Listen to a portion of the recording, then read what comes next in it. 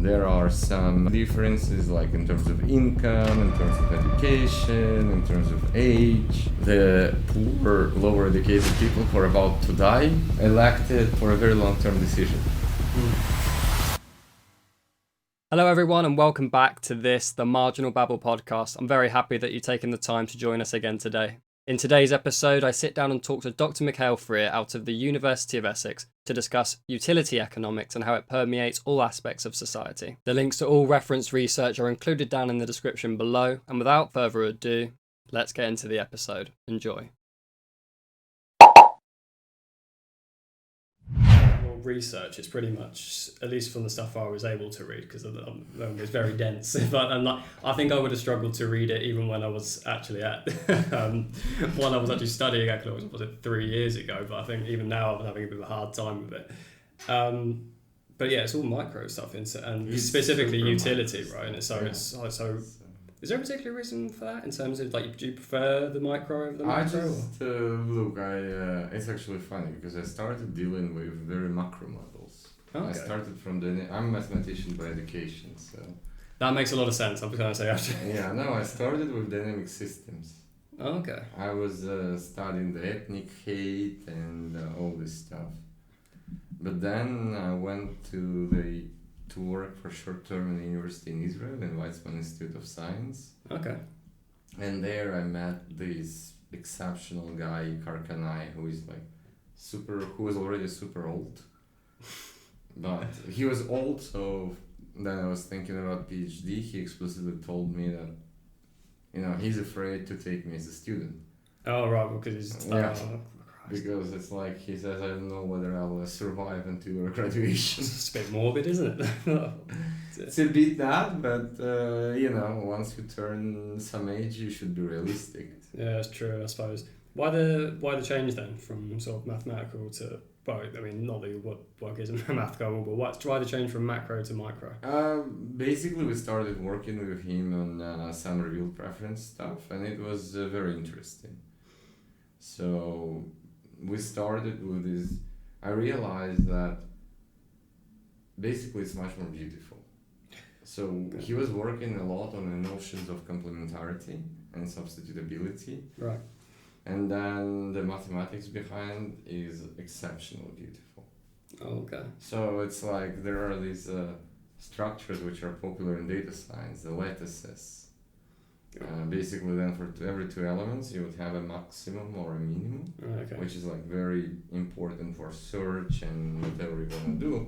But now imagine you have like a continuous space, and then you need to show that there is a particular lattice structure in the continuous space.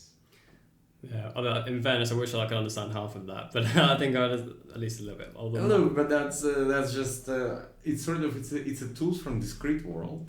Yeah. From very discrete world. So it's a data science world. Yeah, there you have a finite number of observations and everything. And your goal is to map it back to the utility and demand, which is infinitely dimensional space. Yeah. So you work from like 100 observations to the space of all potential functions. Yeah. That's the beauty of this is amazing. So I was going to say I was always more interested in the micro stuff. Like, I think behavioural economics always sort of really took my fancy, and that then as opposed to the macro stuff. Not that the macro stuff wasn't interesting. Obviously, it is, but I think it's. I don't know. It's just more common. I think micro is just more personable. I think so. But obviously, so the overview of this is just that sort of talk about utility and its role in economics and all sorts really.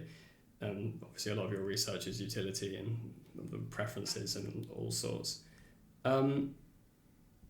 So, I mean, like I said, from going over your research, it's very sort of dense. Is it a lot of the utility maximisation models and things like that very, very mathematical? Is that common within the rest of the research, or is it? So, look, basically, I don't know you can find an economic paper which doesn't have, or an economic paper after 70s, which doesn't assume that a person maximizes some sort of utility. Yeah.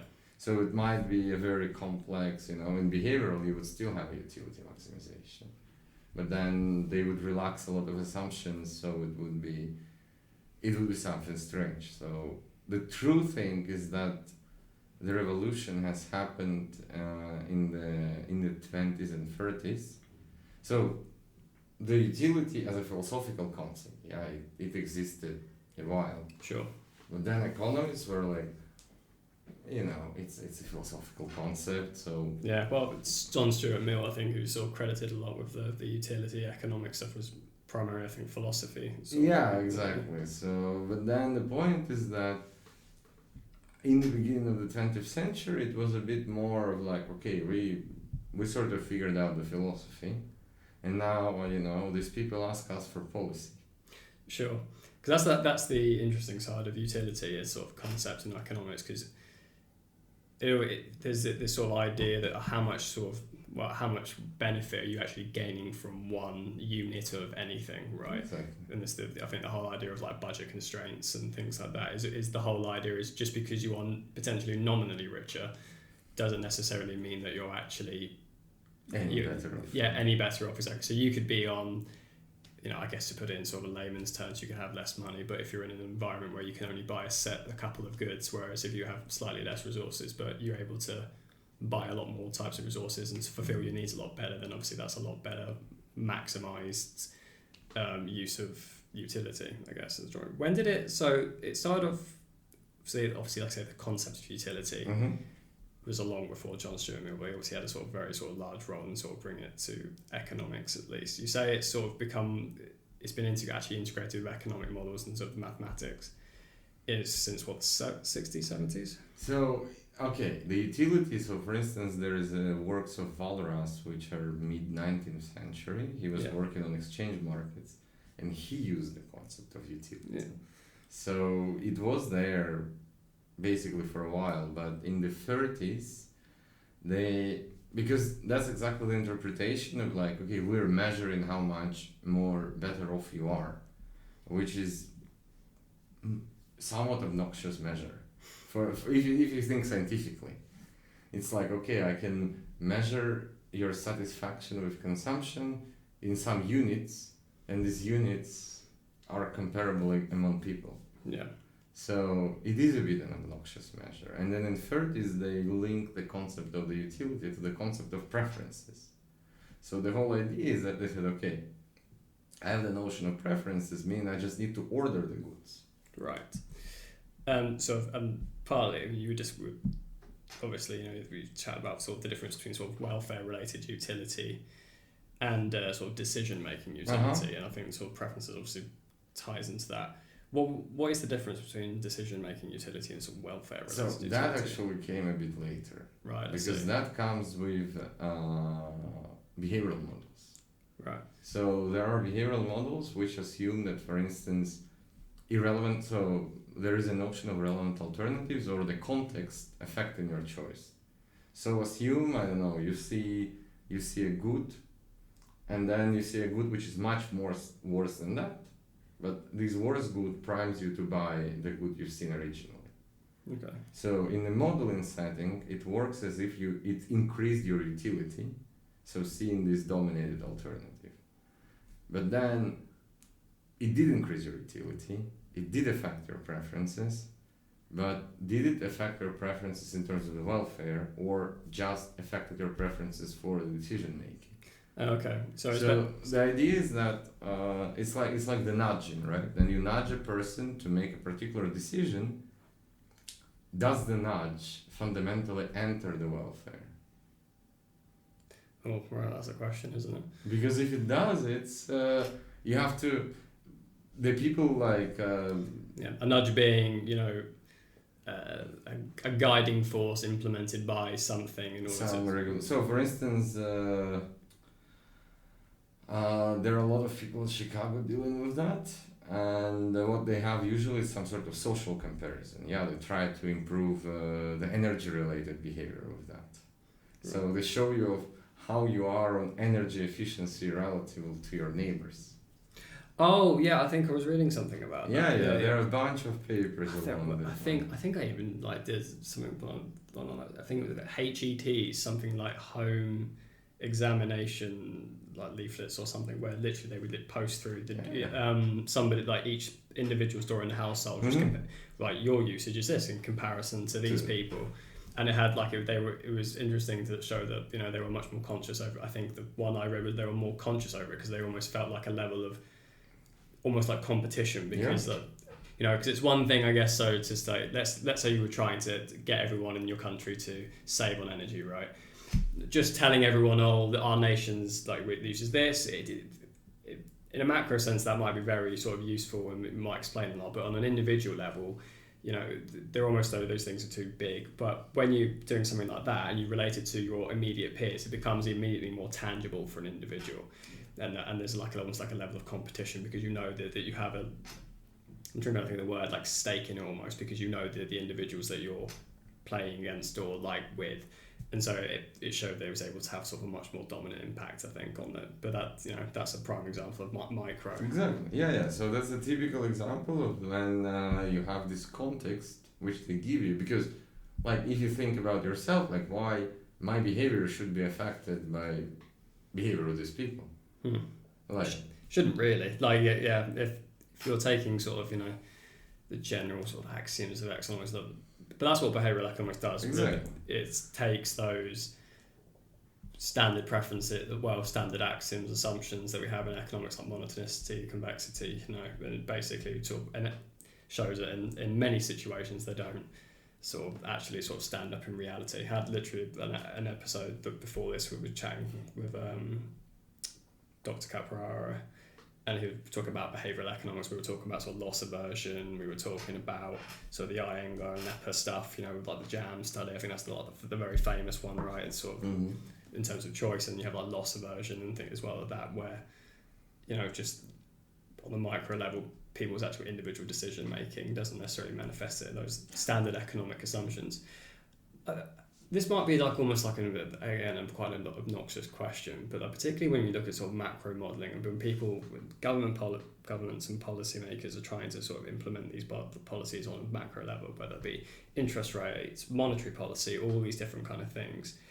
Is there a way to like appropriately sort of actually assess like how people are going to act on the micro level and how they're actually going to be able to actually implement? Because you can make those sweeping changes, but people's individual decision making, there could be 100 different factors that could affect it. So yes, but the point is that they need to approximate it somehow, and then if you think about the macro models which deal with like inflation targeting or whatever, they're also called the general equilibrium models. Yeah.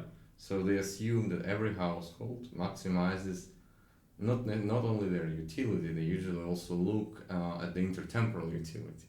Right, so over time. So it's like they're maximizing their utility over the entire consumption stream. Right, okay. So I guess that should be incorporated in every model. Yeah, so that's the idea of sort of taking, instead of it being like a one-shot game, sort of for macro, it's important to look at the intertemporal aspect. Yeah. Because, you know, they change interest rate, and if you just think about today, your reaction shouldn't be there at all, because the whole business is what will your pension be in 30 years from now. And that's why they have this reasonable but still insufficient assumption. I know, and to be honest with you, we go down like the rabbit hole of economics and their assumptions, right? I think it's almost like an underpinning flaw of like the whole field in some regards. But to that point then, we talked about behavioural economics there, and that, you know, that people don't necessarily in reality act in the ways of like those typical economic assumptions of more is better than less, you know, convexity and things like that. How are people generally good at maximising their own utility? Okay, I would say it depends what do you mean by utility. Right, okay. And so basically, if you just think about plain utility, so a riskless context, just picking the goods, people are okay.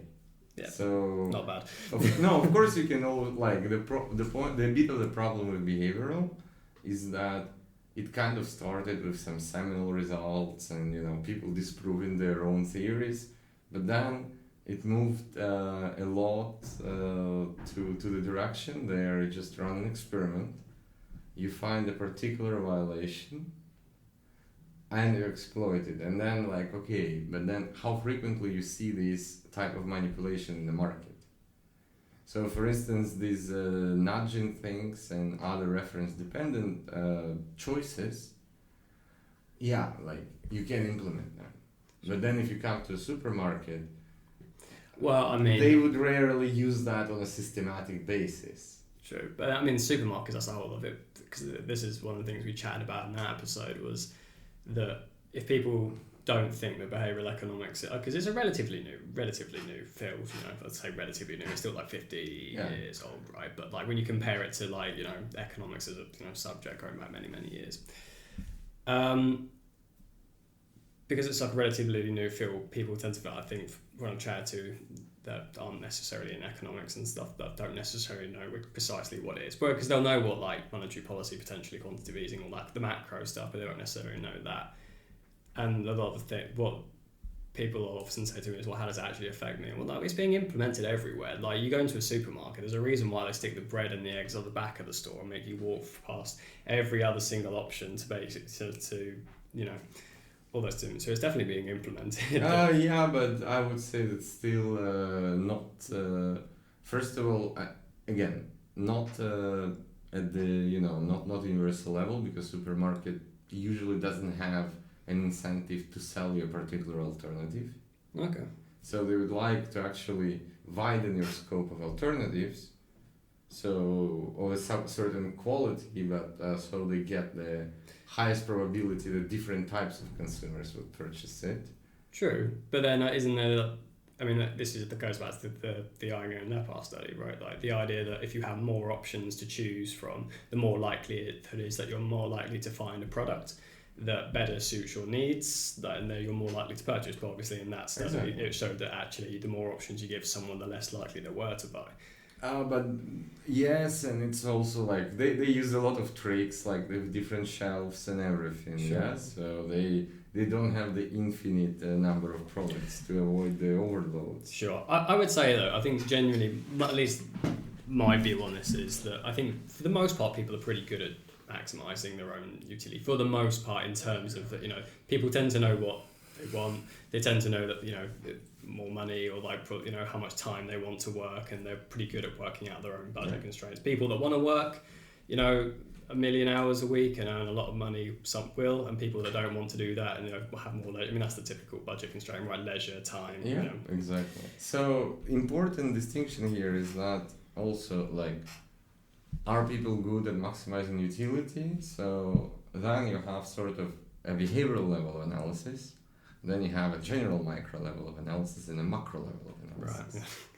So the behavioral level is like, I look at every decision you got. Yeah, right down to sort of the money. And then I pick every deviation, you know, because that's my bread and butter.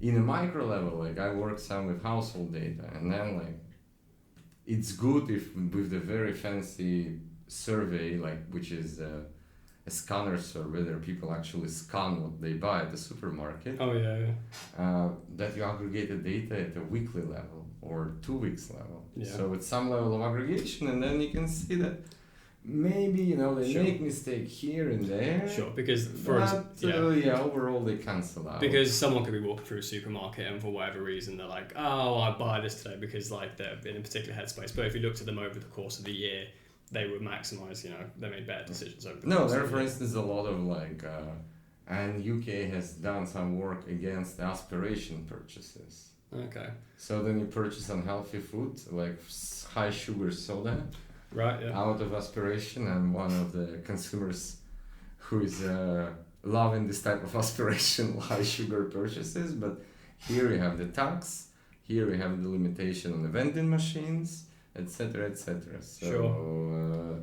Well, that's and that would be a typical violation, right? Because you go to a vending machine and you buy like 30 centiliters of Coke for enormous amount of money, versus, you know, you could go to Tesco and buy 2 liters for the same amount. Never understood that, why, like when I go to like a corner shop, like there's a bottle of drink for like £1.50, but then like you go literally around the corner, it's like a 2 litre version for £1. It makes absolutely no sense to me. But people still but people do that, but but then you aggregate it over time, over a week. See, my thing, because this is I don't know how relevant this is, but this is just me walking around the world sort of thinking about sort of economics and utility. My thought process always was that buying the smaller bowl, it was better for maximising the individual's utility because they just wanted to drink something and didn't want to have to carry it around with them all day. So there was the negative externality with buying a larger. There are a lot of, so some do it out of self-control, others just don't know that you can walk around or don't think. So it's lack of information. It's lack of information, yes. And then there are a lot of reasons, and then again, people place vending machines not randomly, Right, yeah. So they make sure that this vending machine will hit coming out of lecture halls. Yeah, exactly. So then you must need it. Yeah, control, I suppose. So households do maximise the issue relatively well. They're just sort of down to some discriminant stuff. And of course, then you think about that, you need to that's what we're sort of doing, is that in a lot of these papers, I do look at the more robust models. Right. So, because you need to encompass the fact that, with some likelihood, people would make a mistake. Yeah.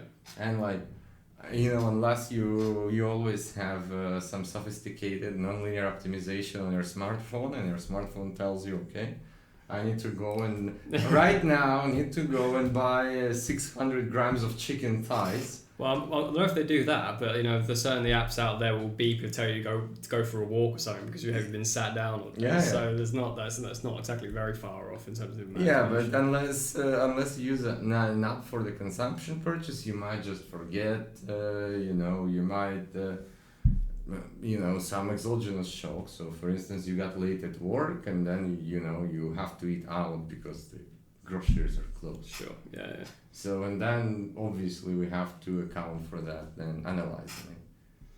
But then on one hand, it's a magic of aggregation. Yeah. That these mistakes should be relatively negligible to the total decisions. So the model study here, I believe, is the one. It is still a lab, lab in the field study that Cho and co-authors did in Netherlands. So they invited a lot of Dutch people, over 1,000, and gave them a simple consumption tasks. I was actually going to ask you about this because this is the revealed differences. Exactly. In revealed differences, we use the data. It's the data from who is more rational. Yeah. And then what they find, so they use this measure of errors. Right. In a sense of you have your budget constraints, so you have a total amount of money. Right. What is the minimal loss in your wage I need to take from you to make your behavior look consistent with utility? Okay. And on average, it's below 2% of the income people got in the experiment, and that's about so that's a negligible amount essentially. Right. And then you can see that you make mistakes, but these mistakes are less than 5% of your whatever weekly or monthly income. Right. So, and then they did a lot of fun stuff. So because it's a representative panel of Dutch population. So it's it's much better than a lot of studies that just use university students or something. Yeah. So, and then they show look, there are some expected differences in terms of income, in terms of education, in terms of age, etc. So, and that's just an exceptional descriptive study, I would say. And if you want to ask whether people maximize the utility, then for the positive answer, their study is the best reference. That's good. And I noticed in the Revealed Preferences article you said that it's about 1,822 individuals could be divided into 131 different preferences. Okay, what we do there is a bit different. Right, because I know this is slightly different, but I was just sort of quite curious and sort of how can you sort of divide, what was the process in being able to divide? Okay, that's That's a very funny idea because so the idea is that it's a big problem of how to define how many preference types there are. Yeah. Right? It's important because it would be a different reply to a different policy change. What we try to do, we try to get a methodology which is simple. So you maximize your utility, I maximize my utility. But unless our preferences are perfectly aligned, if you merge our data, then together we would look, so each of us looks rational individually, Right. but our merged data should look irrational. Right, okay. Yeah. So, and then from that it's just a matter of mathematics because you do all this pairwise comparison and you basically obtain a nice structure which shows which pairs are different and which are not. Right, okay. And this links to a famous mathematical problem. Then find the number of types is just the types, so it's the famous mathematical problem of graph coloring. Graph coloring, sorry. Yeah, so it's you have because this structure basically you can use it as a graph. So I'm linked. There is a each person is a vertex, is a node, Yeah. and then there is an edge between the nodes. If together we're inconsistent. So and then think about the same thing with countries and borders, and you need to color a map. Okay. But you have to have adjacent vertices, adjacent countries to be colored in different colors, yeah? Right, yeah. Because otherwise map would be unreadable. Yeah. Here it's the same. Okay. And then you just find the minimal number of colors to use. Oh, I see. Briefly, a sort of second ago, we were talking sugar tax, which is Mhm. sort of a prime example of like a sort of a macro level policy decision maker. Right, we're gonna. Well, I think realistically, that's done for like sort of two reasons really. One, it's sort of it's you're taxing something to de-incentivize behaviour, but on the second hand, you're also taxing it to generate income, and that's quite a very common. That's a very sort of economic policy is to tax things you don't want, to discourage and to untax or alleviate tax on certain behaviours you want to encourage. Do you think that do those efforts for the most part, and this may completely vary depending on what type of policy is being implemented, do those policies for the most part, do they allow individuals to help maximise their utility more, or do they disrupt their decision-making process and their ability to maximise? Okay, so I can talk a lot about sugar taxes because Right. A lot of my colleagues and co-authors, they're involved with IFS and with Rachel Griffith, who were directly involved in these reforms in the UK. Oh, right, okay. So, but then the point is that I'm not sure. So, these sugar taxes, if you just think about my utility today, my myopic utility as an individual, they would hurt you. Yeah. Because you can't get your favorite drink Yeah. or your favorite cake. It gets more expensive. Sure. But then if you start thinking about your utility over time, it might benefit you because it might push you to the healthier lifestyle. Give you a nudge over. Yeah. Exactly. And if you think from the perspective of society, that's It's a much better one. So it was from some people in IFS. I remember the talk, and it was comparison of sugar overconsumption and related obesity as being worse than smoking. So sort of refined sugars is higher linked to obesity. It was a very cynical reason. Smokers, they die young. Ah, right. They scare you with cancer and everything, but most likely if you smoke a lot, you would die 60 from a heart attack. Right. You would not survive until the cancer. Right, yeah. So obese people, they live long. Okay, They interesting. That's because we have a lot of infrastructure to help people with obesity. If it's diabetes, you get your insulin shots, Sure, and you can basically maintain the quality of life. So is the medicine just more effective at tackling Exactly obesity than it is actually in terms of the effects of smoking then? Yeah, and this effectiveness of medicine sort of makes makes it worse in terms of the costs for the society. Right. Sure. Well, I mean, there's all that whole cynical view of like, you know. You know, if you sit in the Ministry of Finance or something, Yeah. you say, okay, I need to increase the spending of NHS because people just consume a lot of sugar, and then you think about that. Well, I mean, people will have to pay more taxes in order to cope with that. in order to cover for that. So why don't we just make people pay these taxes a bit less, but before, to make sure that they don't consume that amount of sugar? Yeah, I mean, this is sort of, I guess, runs along the parallel. I know for, you know, the amount of A&E trips that, I think it was the last study I read, it was something sort of like 51 to 54% were alcohol related in terms of that. I mean, that's a prime example, right? If people just didn't, that in a hypothetical, lovely, idealistic world, right, where nobody ever drank alcohol, you would have a situation where, one, you'd have people sort of dying less often, which, you know, is longer, which is good, right? Work later. And then they're also reducing sort of the amount that you could save just from like NHS stuff which could then maybe be reallocated into something sort of more. No, but that's exactly why there's the entire class of sin taxes, which is exactly about the hurting your utility maximization, but making sure that we try to reduce the load on a lot of sin taxes, and some people like put sugar to the class of the sin taxes. Is about reducing the load to the public health care. Sure. So we'll keep with the sugar tax because that's where the knowledge base is in terms of the sin taxes.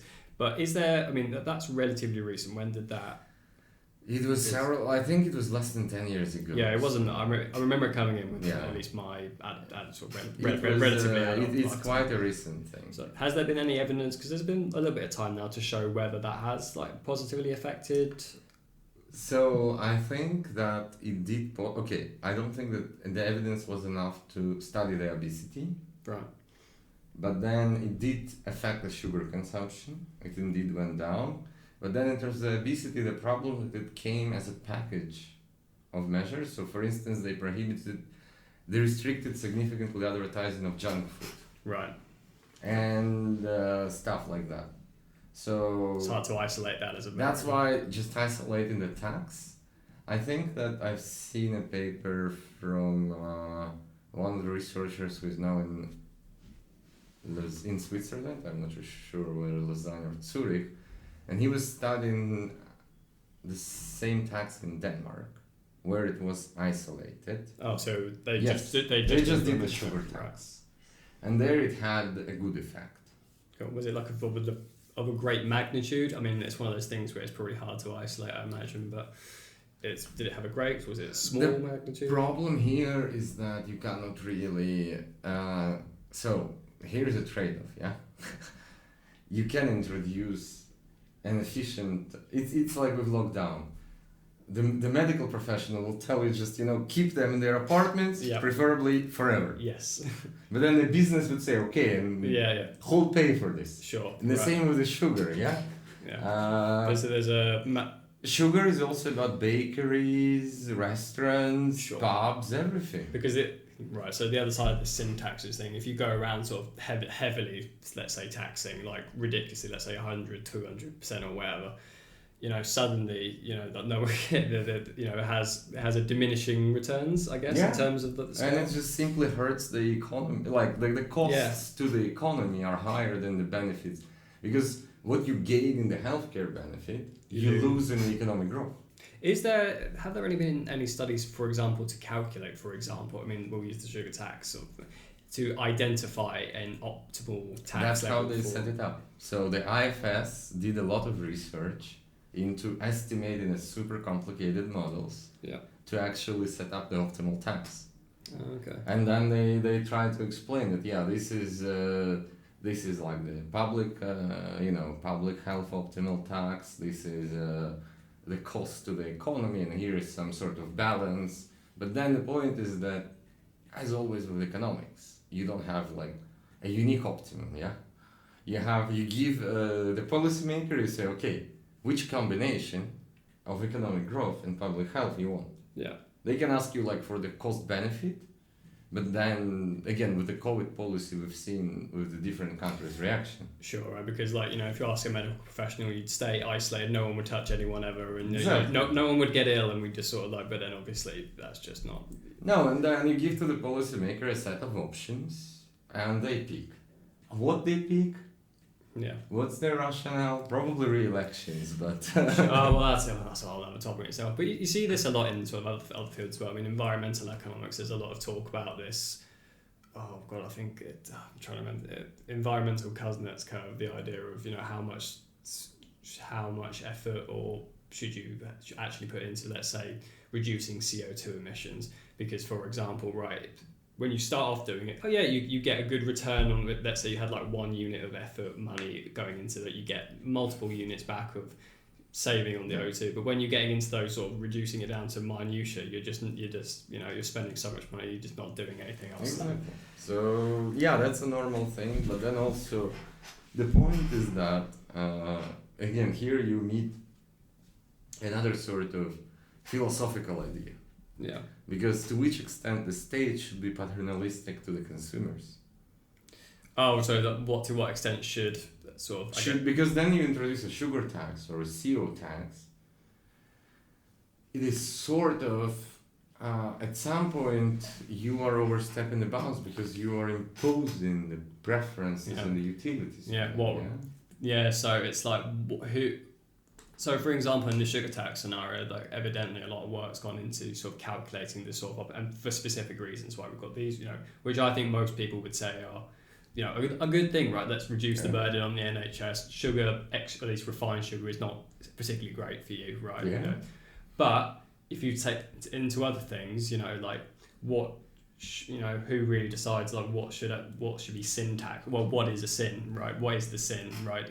Could it be turned around that if you don't work at all, or you don't work as many hours, something should you be taxed because you're not, there's, you could take that on a very sort of philosophical route. So but the good thing that at least in the developed world, there is a good definition of the sin taxes. They're called the sin, but usually they're basically the taxes which come with the public health costs.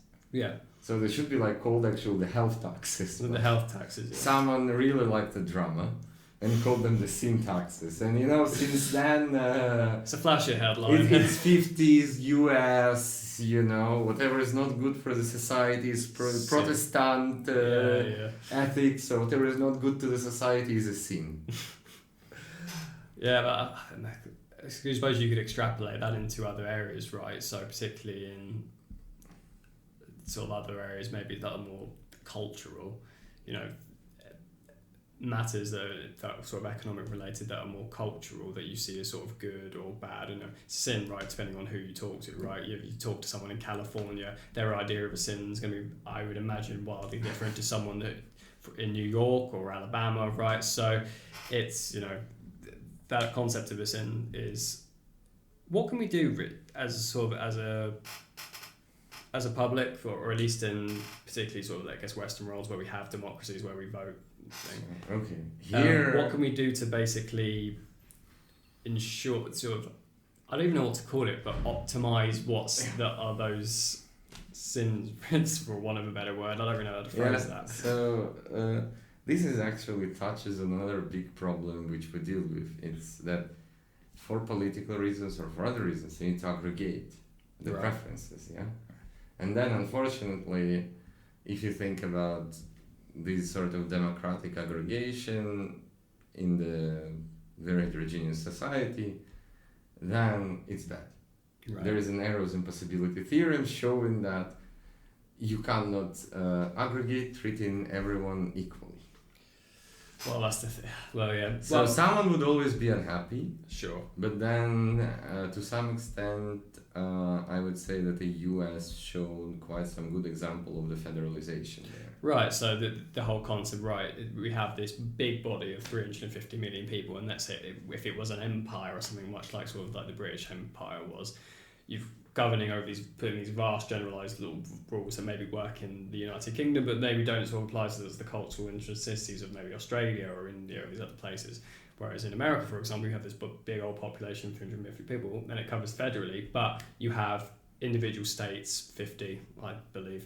I think. I always think 52 for some reason, but I do think it's 50.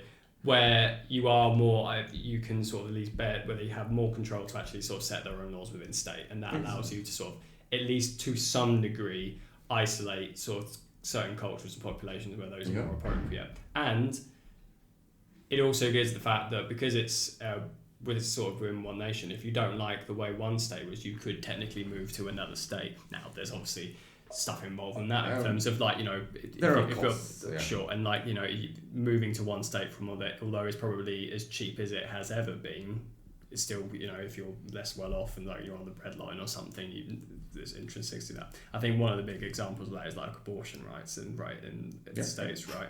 Because that's like, oh well, why don't you? I think that's one of the other. Well, if this state outlaws it, right? Like, well, we'll just move to another state. Like, well, it's always the poor that ends up, you know, not being able to move, and they're the people affected by it. But quite frankly, in that regard, it's always the poor people or sort of the less well off that are affected by everything because they don't have the flexibility to move. But yeah, look, the point is that if we get back to the idea of the aggregation, then in terms of political aggregation, because we have this famous result, the only thing you can do is you try to split the societies into smaller chunks, right, and let the smaller chunks decide how they want to live.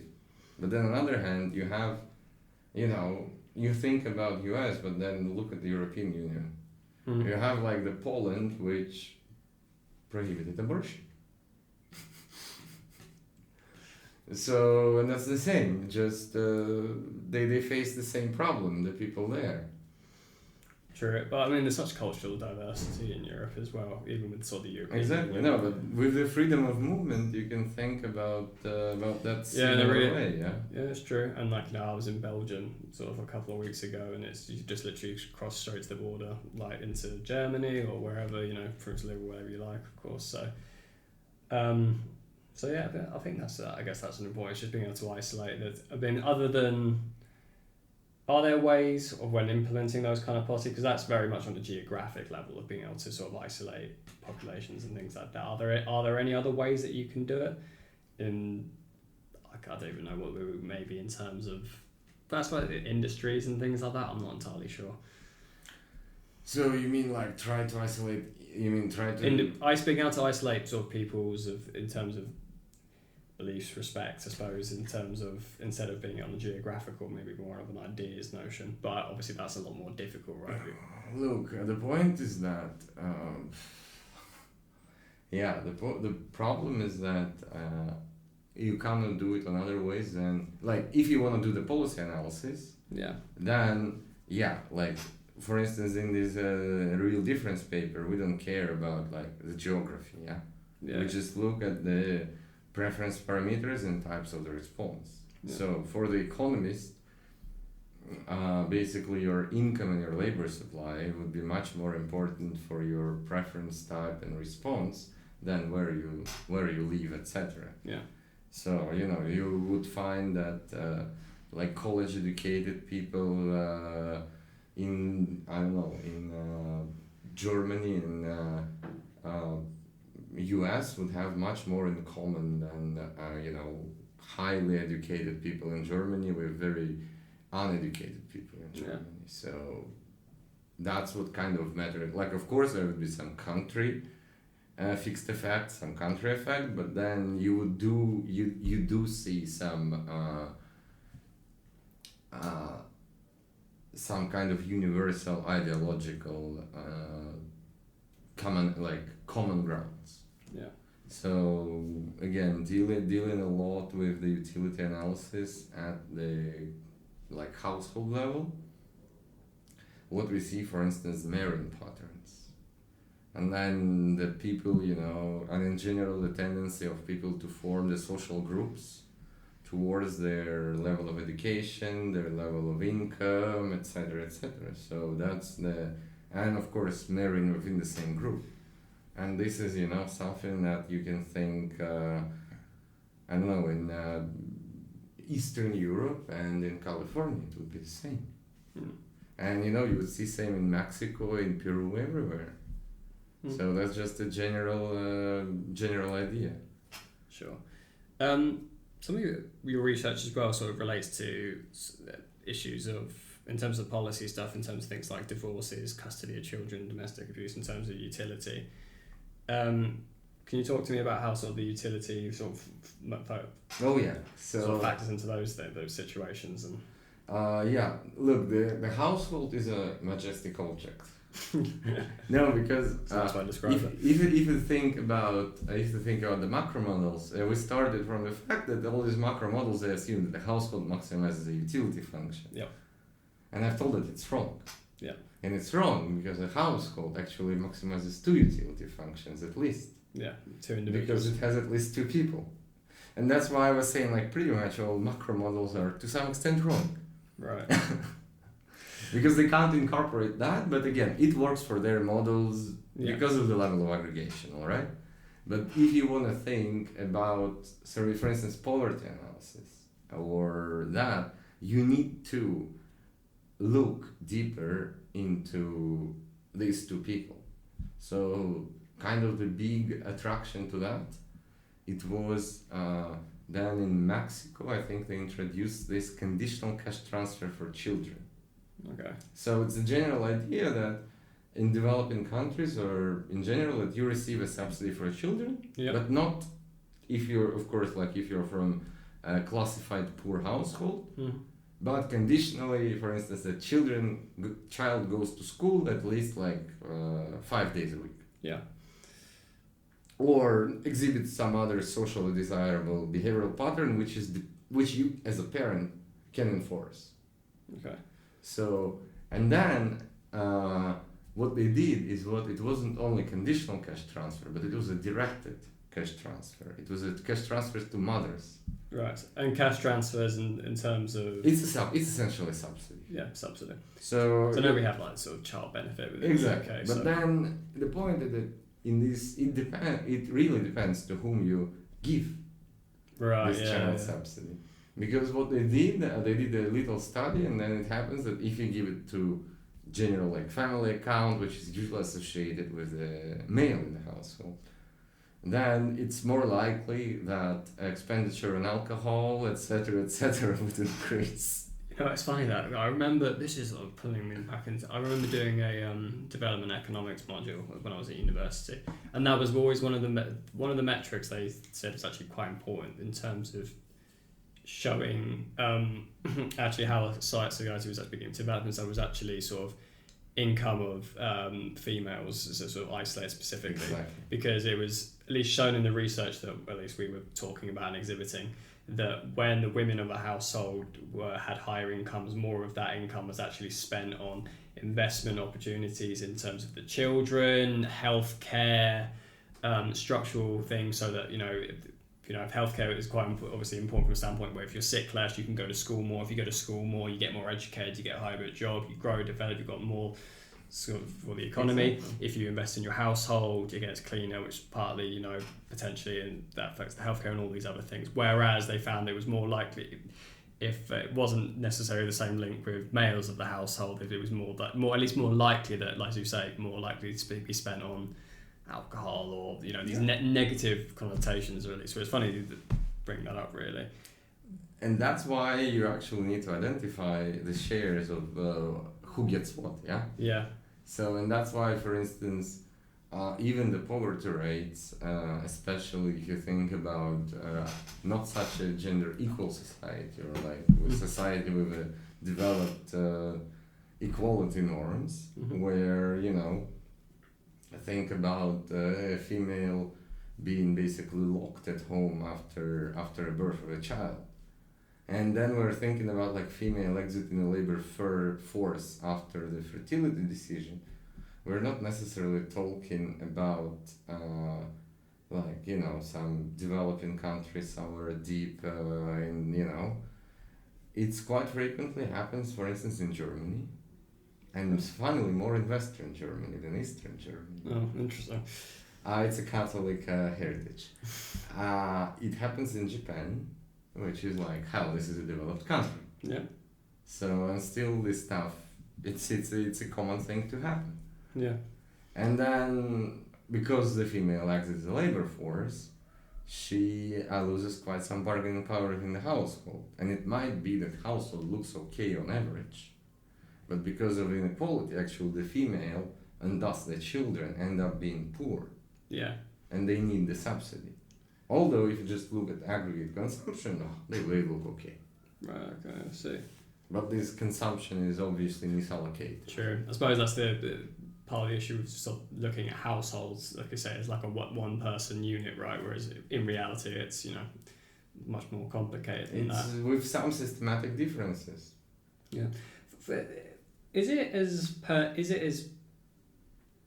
pertinent in between? Is there like a difference between, let's say, more developed economies and less developed economies, in terms of if, let's say, in a divorce proceeding, let's say the female in the situation with the kids and stuff was more likely to get more remuneration, whether that would have greater impact on utility or not? Is there a variance between the developing and the more developed worlds? Or? There is a hell of a difference. There's a lot of I would imagine there would be, but like, you know, I don't know. So the huge difference is that basically for the female to get for a female to efficiently participate in household bargaining, or to get even if we meet the questions about access to the labor market, so whether female can work or not, the gender pay gap, which basically differ due to the female specific occupations being totally different in developing worlds. Yeah.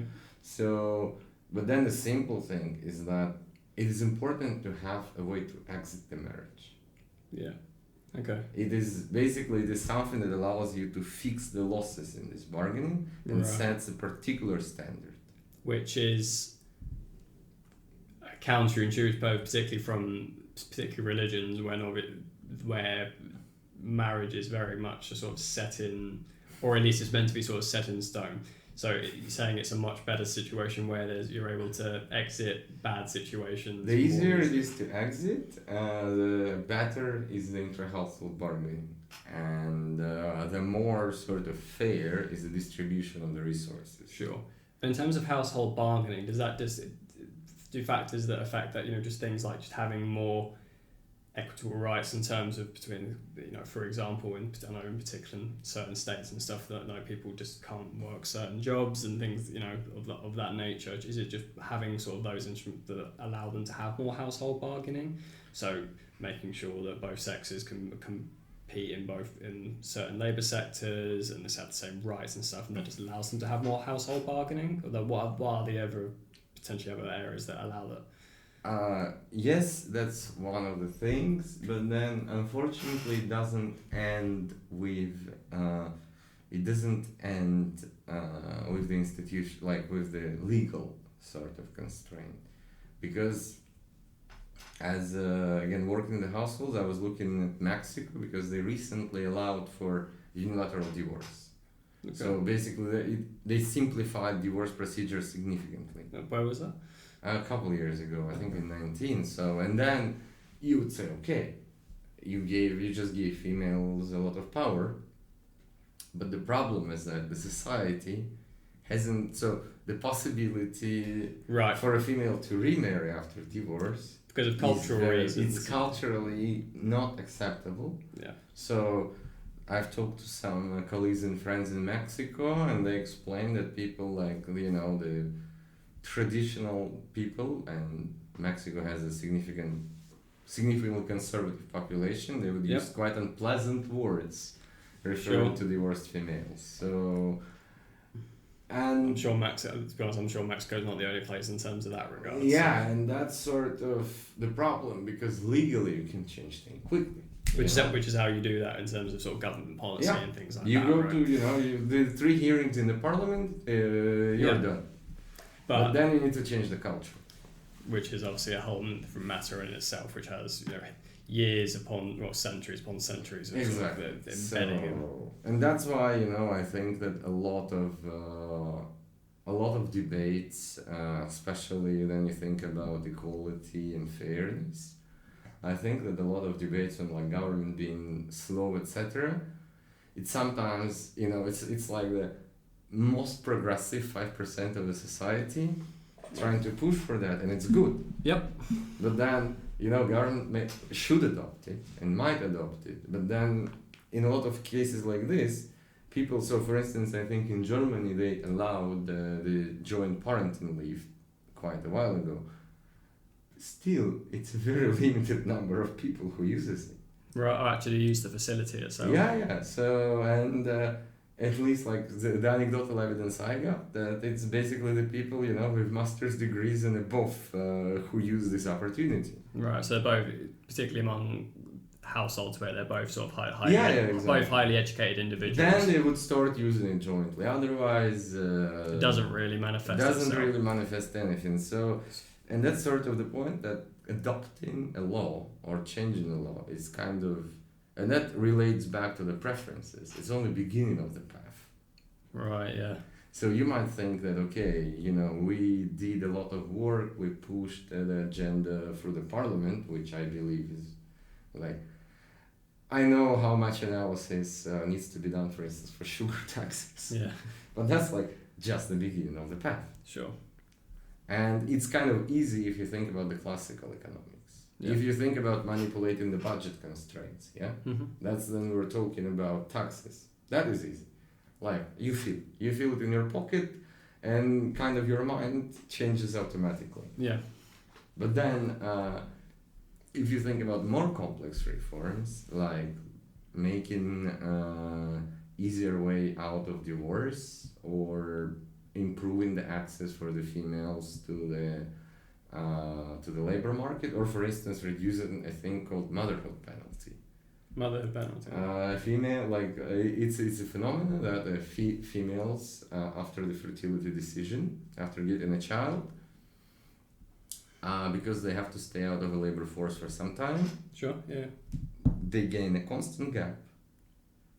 So, because they were out of labor force, they didn't accumulate the human capital, etc., etc. And then the problem that this gap is not closing over time.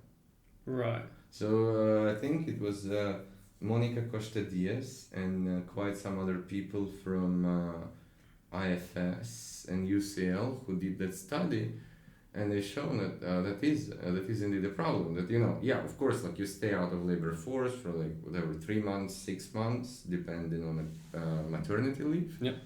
But then this thing, it's not like your wage catches up to the previous trajectory.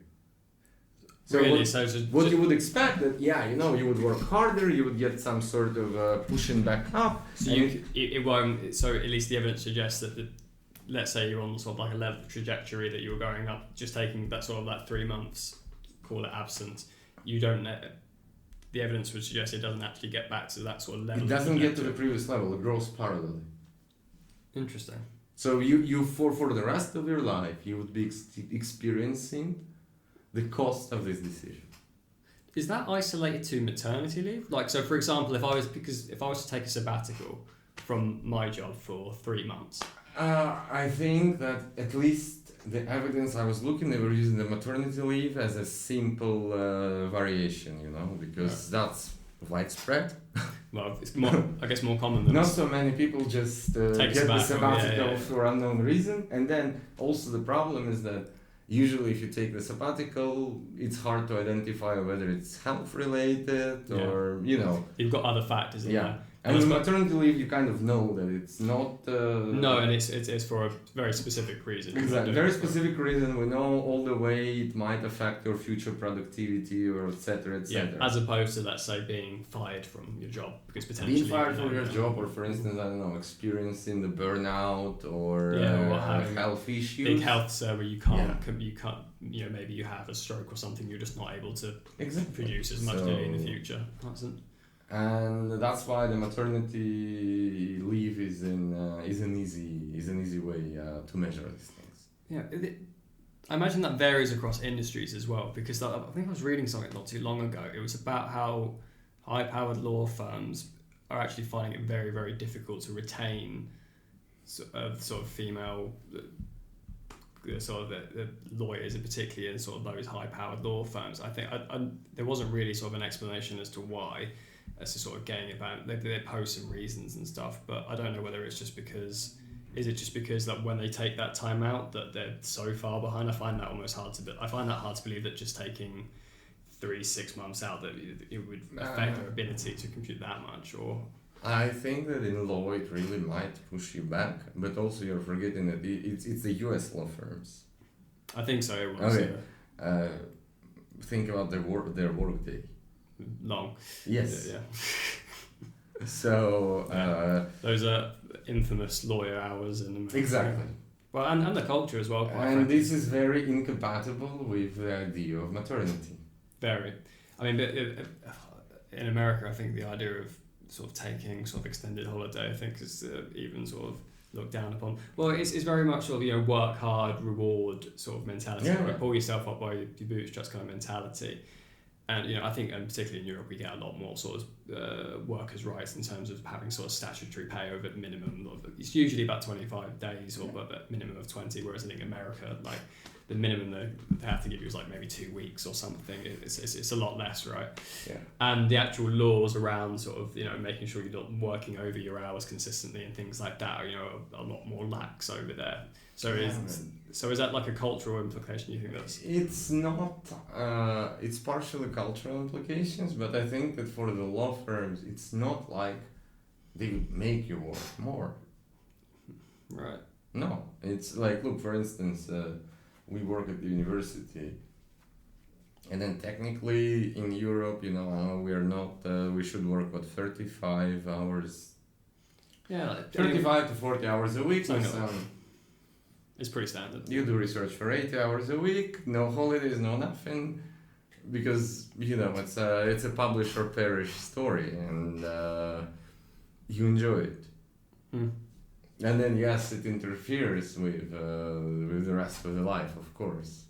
But that's kind of a path you're choosing. In this sense, the difference in culture, it's affecting less like the female lawyer situation we're talking, and more like the jobs people are, because people don't go to law because they just, I'm gonna earn a lot of money.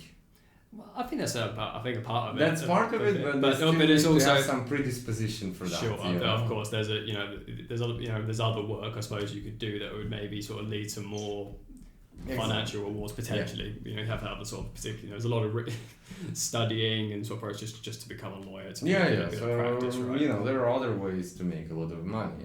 You could go into investment banking or exactly. something. Maybe I don't know, but anyway. Yeah, that's interesting. But this difference, it would be more for, I don't know, if you think about people working, I don't know, as cashiers in the shops. Yeah. And then there's a huge difference between US and even UK, So, but then I'm not sure, it's more the institutional kind of idea they're selling. Yeah. So if you go for Europe, the idea is protection. Yeah. So we ensure you some quality, no matter how bad things are. Yeah. And in US, it's like, okay, we're the land of opportunity, but they're not saying they are not telling the second half of the story. Yeah. If you're like the highest type on the market, you would get everything you want, the biggest business, etc., etc. But if you're not that lucky, that's good. Yeah. That's fortunate. So, but that I think there was actually, speaking about preferences, there was a nice research about so-called inequality efficiency trade-off. Okay. Because you can characterize a lot of these policies as efficiency in a sense of like meritocratic efficiency. It's like I need to give a lot of reward for very talented or hardworking people. Yep. Versus inequality, I need to maintain the level of inequality over workers as a whole. Yeah. So, but just to explain, I think that for Europe they did, and like the conservatives in Europe were about inequality averse as the Democrats in the US. Oh, okay, that's interesting. So it's like you can see that kind of the political spectrum in the US is much more, at least was much more shifted towards the efficiency. Yeah. Towards like this, okay, we'll try not to let you die if you're poor, but that's as much as we can guarantee. Yeah, that's as much as we can guarantee. Yeah. So, but that's one of the reasons why you need to think about these preferences and utilities. Yeah, definitely. I think just to like round off our conversation, I think I'll just ask you like a nice little broad question of what do you believe is the biggest issue or facet of economics that you think that the globe is sort of, or even like the UK is potentially facing, and what we can be doing to sort of address it? So I think that well, there's a lot of stuff going on at the moment. The biggest issue which UK called on themselves is the Brexit. Yeah. But for me, it's about aggregation of preferences, because I remember right after the referendum, it was funny because it was like, okay, the poor, lower educated people who are about to die elected for a very long-term decision. Yeah, I think Brexit's so the point is that it was a very clear, if you look at the voting, and then there is in particular what alerted us, it was a very clear age separation. I'm imagining much older generation are Brexiters, and younger people are Remainers. And then it happens that the people who will experience the effects of it, is for less of the horizon, ended up to be decisive on the issue. Yeah, I remember that being a very sort of moral issue at the time, because like as you say, the portion of the population that was very, very adamant that we needed to leave, obviously is that older generation that, like say, aren't going to be around to experience the effect of it as the younger generation is, which is, throws some moral questions in there. So maybe that we should have had a higher weighting of votes with younger people, but obviously that's actually we were also discussing because part of the aggregation of preferences we're dealing with is voting. I was discussing it with a colleague of mine who is much more of a political scientist than I am. Okay. And he explained that actually the age-based weighting of the votes wouldn't be discriminative. Interesting. So, because, for instance, like basically income, whatever, it is a discrimination, but the age is like we all will pass for the same age, and the intervals of the voting are constant. Oh, as that younger population gets older, they will their preferences. Their preferences will be weighted lower in the future. Mm-hmm. So it would be limited. There would be a limited discrimination at the time they're passing on the law. Yeah. Yeah. But if you think about that as a law in place, like assume you had no elections and then you introduced the weighted elections. Oh, okay. Then it doesn't have to be a discriminatory norm. Oh, interesting. Okay. So because you all like with X ante same probability of surviving gonna pass through all the weights. Yeah. Well, the things with Brexit as well, I think we've had there was such a cluster of things. I mean, it was always going to be difficult coming out of the European Union in terms of making the economy sort of a bit more beneficial. And obviously having sort of COVID come along, having Brexit initiate, having a current war in Ukraine as well, with its inflating prices. Basically, there couldn't. I don't think there could have potentially been more factors at play to sort of make it the least effective strategy. But some of those you couldn't have necessarily predicted. But I suppose only Brexit, I think, you could have predicted. Well, I know. I think my perspective on it was like I wanted to stay in, but I think I was looking at it very much from an economic perspective. And at the end of the day, I didn't want to isolate the United Kingdom away from the body, which has about 54% of its global trade with, of which freely. But I think for a lot of other people, it was actually it wasn't necessarily as an economic decision, it was a cultural decision, and it was. Look, I think that for a lot of people, it was like, in some sense, now looking back, as me growing up in Russia, I realized that Brexit and a war in Ukraine, they have a similar moral resentment. It's the imperial moral resentment. Then, you know, some people who voted for Brexit, they were thinking about the glorious British Commonwealth and how the grass was greener. Yeah, well, yeah, I think... So, you know, to some extent it sucks, but you got off easy. There is no war with France. No, there is not. Well, thank you very much for your time. I do appreciate you taking the time out. And Thank you. yeah, is there anything, do you have any research coming out or anything that people can go look at? So actually we finished now some stuff about these fundamental welfare issues and how to do the welfare analysis for the limited attention model. So we're trying to be kind of quite innovative there, but that's a very intense paper in the sense that it does require a lot of mathematics, but the idea is that we do have a lot of, like, you cannot reject the idea of limited attention, then decisions. Yeah, you don't study every option before choosing. But the models we have, they're either very, very specified and they do not match the reality well. So they cannot really, they're very good at predicting, very poor at describing. Okay. Or the models which are excellent at describing, but their prediction is almost like everything. Right. So they predict almost everything can happen.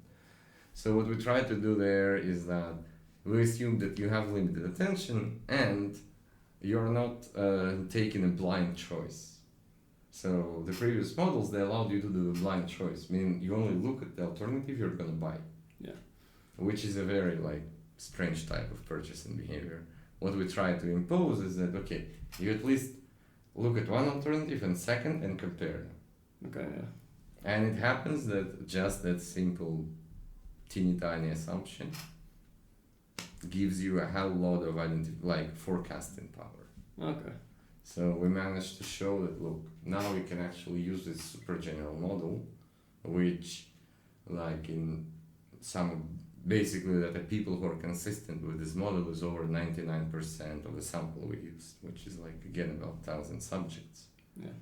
And then for them you can do informative, so not perfect, but informative enough welfare analysis. Okay.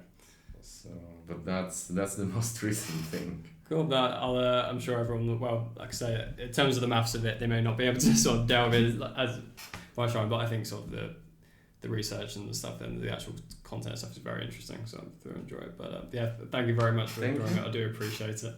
Thank you for watching this episode of the Marginal Babble podcast. If you did enjoy, please give us a like and comment down below of any future topics you would like to see discussed. But until then, see you soon.